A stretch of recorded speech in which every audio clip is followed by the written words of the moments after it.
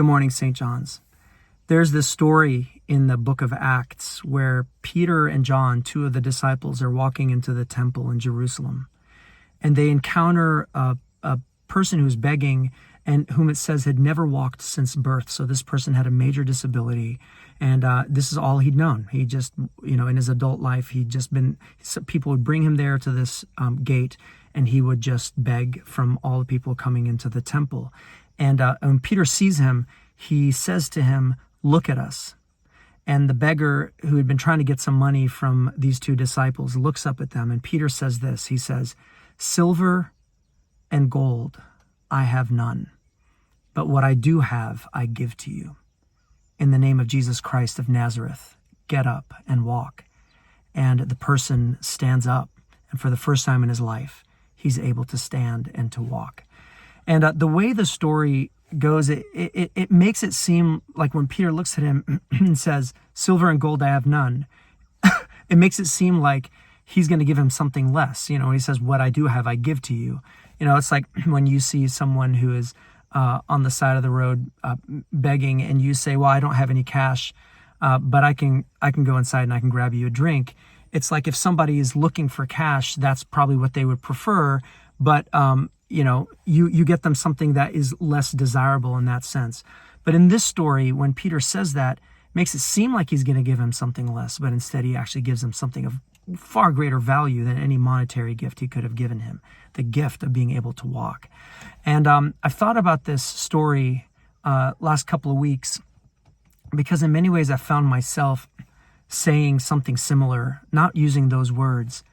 But with everything that's been happening in Israel-Palestine and leading a congregation, an institution and a community has felt tough for me, just because I find myself just kind of closing in and truly grieving over what's happening to my people back home, and just struggling with this seemingly endless conflict.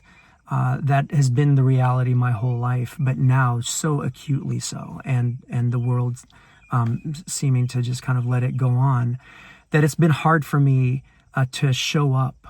And I feel like Peter in some ways, like I want to say, like, silver and gold I have none. Like the things that St. John's expects of me as the rector of the church to kind of show up the way I always do, I feel so inadequate in that sense right now, just to say, like, I actually can't give the way I have in the past, just because I'm so preoccupied and there's so much going on.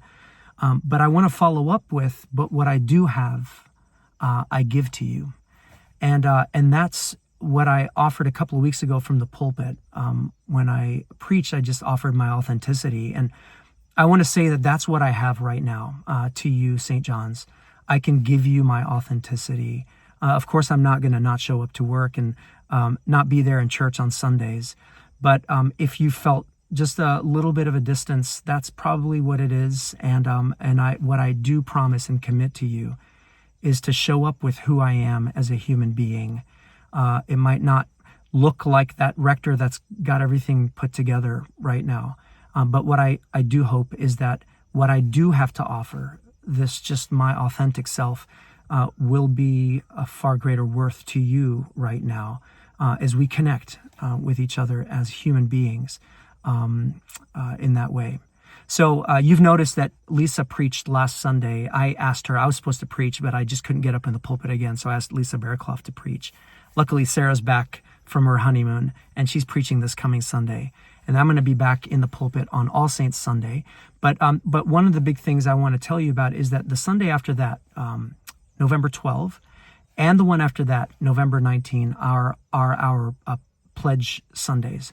And I'm going to preach on the 12th. John Talbert is going to preach on the 19th. And we're going to give you our best sermons that we can on the subject of financial generosity and pledging.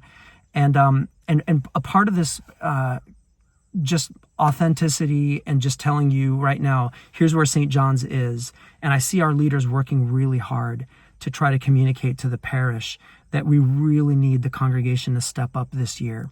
The budget that we set in 2023 was a tough one because we had to cut a lot because our pledges didn't actually meet our expenses. And so this year we're trying to convey, and actually I'll do my part, which is the sermon, but our lay leaders and vestry have worked so hard to try to just communicate to you why St. John's is a place that we hope you recognize is worthy of your financial generosity, so that we can keep doing all the things that we do in the world and in each other's lives. And some of that is practical, like just having a building where we can meet that's functioning and where maintenance can occur. So I ask that you just keep your eyes open in the next week. You're going to get a letter in the mail that kicks off our pledge season. And I implore you, St. John's, it would be such a gift to us this year if you could pick up a pledge card, make a pledge early on in the fall, so that we're not kind of waiting late in the winter to try to set a budget. And that would be such a great gift. It would help me as the leader of St. John's to just know that that is covered and that we don't have to put a lot of extra work into trying to appeal to our congregation to help support St. John's Church. And so I am asking you this year to please really step it up. If you can give more than you have in the past, that would be such a gift. And of course, what you're going to hear from me on the 12th is this ongoing message of proportional giving, which is what I believe to be the most faithful way to give as Christians. So let's keep praying for the peace of Israel-Palestine and just praying for hope somehow to replace the despair that's there right now. And if there's anything that you feel like you can do with your time, like reaching out to your elected officials just to communicate the need for a ceasefire and for humanitarian aid to get into Gaza, I ask you to please do that. God bless you, St. John's. I'll see you on Sunday.